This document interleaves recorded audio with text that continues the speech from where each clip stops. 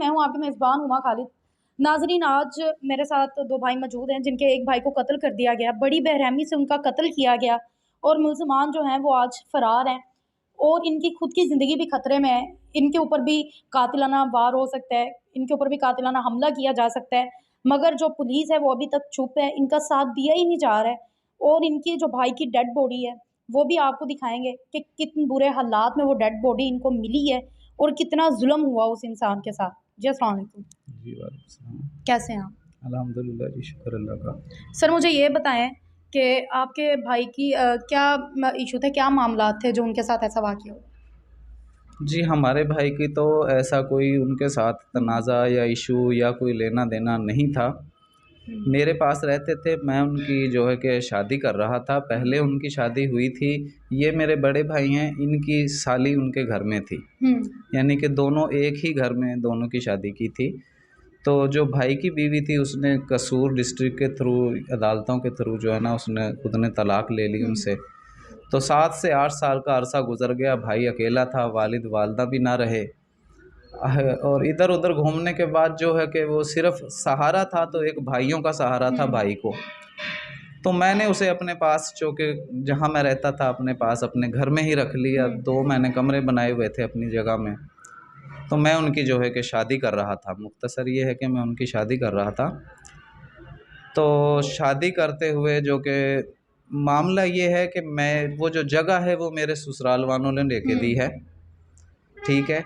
लेकिन मैंने उनसे नहीं बोला कि ये जगह आप मुझे कहीं भी जगह लेके दें। मैंने आज तक जब से शादी हुई है, ये यकीनी बात है, आप किसी से भी पूछेंगे ना ससुराल वालों में, हुँ। कहीं भी रिश्तेदारी में, तो यही बोलेंगे वो कि मैंने आज तक उनसे सुई तक नहीं मांगी। मैं अकेली उनकी लड़की यानी कि अपनी बीवी को लेके आया था, सामान वगैरह जहेज़ कुछ भी नहीं लिया मैंने मतलब शुरू कि से। जो भी उन्होंने दिया अपनी बेटी के लिए दिया, अपनी खुशी से दिया, हाँ, रज़ामंदी से अगर दिया। उन्होंने ये जगह भी बनाई है तो अपनी बेटी के लिए बनाई है, मेरे ऊपर इस बात का कोई एहसान नहीं हुँ, है, ठीक है। अब मुझे उस जगह के लिए तंग करते हैं। मैंने वो जगह मेरे हुँ, नाम इन्होंने उस वक़्त करवा दी थी, ठीक है। अब मैं अपनी जान को सेफ़ रखने के लिए मैं उस जगह को बेच रहा हूँ या मैं बेच चुका हूँ। तो मकसद है कि वो उन पैसों में से पैसे लेना चाहते हैं। उनका हुँ। कहना ये है कि हमने तुम्हारे भाई के केस में 2-3 लाख रुपए लगाए या 1.5 लाख रुपए लगाए, हमें वो दो। मैं वो देना नहीं चाहता, क्यों? कि मैंने आगे भी जगह लेनी है। तो सर मैं भाई को उन्होंने फिर क्यों कत्ल किया? उन्हीं लोगों ने मतलब कि आपके भाई को कत्ल किया है, तो उनकी क्या वजह थी जो उन्होंने किया? जगह ये वजह यही थी कि ये जो जगह है ना मेरी, हुँ, असल वजूहात यही बनी हैं, ठीक है। मैं उसकी शादी कर रहा था, वो मेरे पास रह रहा था। हुँ, इन लोगों ने जब पैसे लगाए, जगह में खर्च किया, 100 मामलात किए इन्होंने, परेशानियाँ उठाई। हुँ, तो इन लोगों से ये बर्दाश्त ना हुआ कि ये इस अपने भाई की शादी करेगा, वो फिर यहीं रहेगा, पक्का-पक्का इसके पास रहने लग जाएगा। तो अगर ये रहने लग गया तो ज़ाहिर है कि परेशानियाँ हमने उठाई, पैसे हमने हुँ। भरे, तो ये इस जगह में से आधी जगह का हकदार बिला वजह हो जाएगा, कोई रुपया पैसा लगाने के बगैर। मतलब कि वही जो हसद होता है कि हमारी चीज़ है कोई और ना इस पे आए। हाँ जी, जी। ऐसा करते हुए जो कि मामला बीच में एक और भी आया था। हुँ, वो ये मामला आया था कि जो मेरी वाइफ़ है, जो ये मुजरिम है, इसके साथ मेरी वाइफ़ के हुँ, कहते हुए शर्म तो आती है, लेकिन वक्त के साथ जो बात हो करनी चाहिए। मामला ये आया कि मेरी जो वाइफ़ है उस लड़के के साथ इसके भी नाजायज़ ताल्लुकात थे।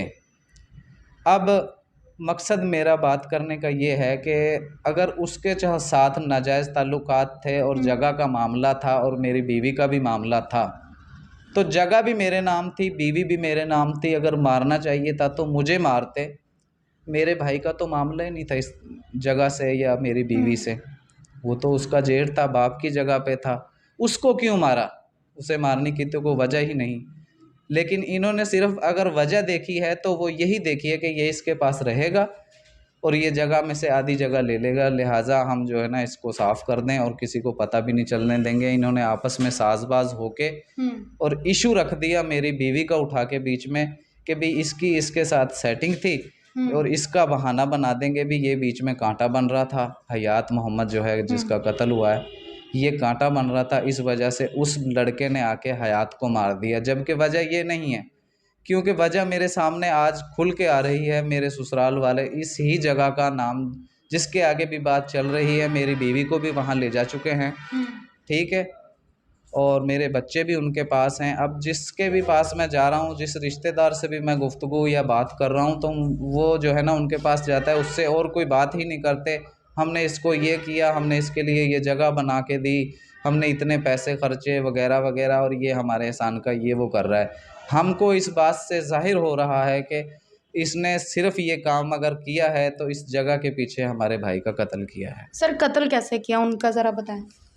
कत्ल उनको जैसे वो लेकर गए हैं, तो पोस्टमार्टम की रिपोर्ट में आया है कि उनके यहाँ से तकरीबन 3 फायर निकाले गए हैं भाई के गले से, और निकालने के बाद उनको बहुत ही बेरहमी से 26 एकड़ दूर उनको पहले कत्ल किया गया है, ठीक है। जिस जगह में दफन किया है वो 26 एकड़ का फासला है वहाँ का, वहाँ से। अब देखें कि पुलिस वालों ने अकेले बंदे को नामजद किया है, जबकि 26 एकड़ दूर किसी बंदे को कत्ल किया जाए और वहाँ से 26 एकड़ दूर ले जाके कहीं भी दफन किया जाए तो अकेला बंदा नहीं कर सकता, ठीक है। तो इस बिना पे हमें जो है कि डाउट है कि जो इन्होंने बेरहमी से उसको मारा है, गड्ढे में डाल दिया। वो सेह का सुरंग था जिसमें उसका सर दिया है और बाकी वजूद को गड्ढे में दाब दिया। वो गड्ढे की पिक्चर भी हमारे पास मौजूद है, भाई की गली सड़ी हुई लाश की तस्वीर भी हमारे पास, वीडियो है। तो बहुत ही बेरहम उस वक्त का क़यामत का मंज़र हमारे ऊपर गुज़रा, लेकिन अल्लाह ताला की दी हुई ताकत और हिम्मत हौसला था कि हम उस वक्त से गुज़रे। लेकिन अब इंसाफ ना मिलने पर हमें तकलीफ़ हो रही है। आज से 40 बरस पहले ऐसे ही हमारे वालिद साहब का कत्ल हुआ, उस वक्त भी इंसाफ ना मिला, आज भी वो कातिल ज़िंदा है। और मज़े की बात यही है कि वो कातिल भी उसी गांव का है जिस गांव में मेरे ससुराल वाले हैं। सर क्या कहना चाहेंगे आप? हमें बस यही कहना है कि हमें हुक्काम बाला से इंसाफ की अपील है हमारी। हमें हर सूरत जिस तरह से भी मुमकिन हो, जो ज़राए मुमकिन हो, वो ज़राए इख्तियार किए जाएं और हमें इंसाफ फराहम किया जाए। बस हमारी यही गुजारिश है, हम और कुछ नहीं कह सकते किसी से। बहुत शुक्रिया नाज़रीन। ये वो दो मजबूर भाई हैं जो कि आज इतने अरसे के बाद मजबूर होकर मीडिया के सामने आए हैं। मीडिया का इन्होंने सहारा लिया है ताकि इन्हें इंसाफ मिल सके। अभी तक इंसाफ नहीं मिला। जो मुल्ज़िमान हैं वो वैसे ही खुले घूम रहे हैं, किसी का खौफ नहीं है और इनकी खुद की जान खतरे में है। बीवी छोड़ के जा चुकी है, ससुराल वाले मिले हुए हैं और जिस ज़मीन को इन्होंने अपनी हिफाजत के लिए बेच दिया उस ज़मीन के पीछे भी अब वो पड़े हुए हैं। अगर इनकी मदद की जा सकती है तो जहाँ तक इनकी आवाज़ पहुँचाई जा सकती है ज़रूर पहुँचाएं। आप लोगों का भी इसमें होगा कि आपने किसी इंसान के लिए हेल्प की है, किसी की मदद की है। आपको ये वीडियो कैसी लगी मुझे कमेंट्स में बताएं। मज़ीद वीडियोस के लिए चैनल को लाइक करें, सब्सक्राइब करें, शेयर करें, बेल आइकन प्रेस करना मत भूलें। अपनी मेज़बान को दें इजाज़त, मिलते हैं अगले वीडियो में। वस्सलाम।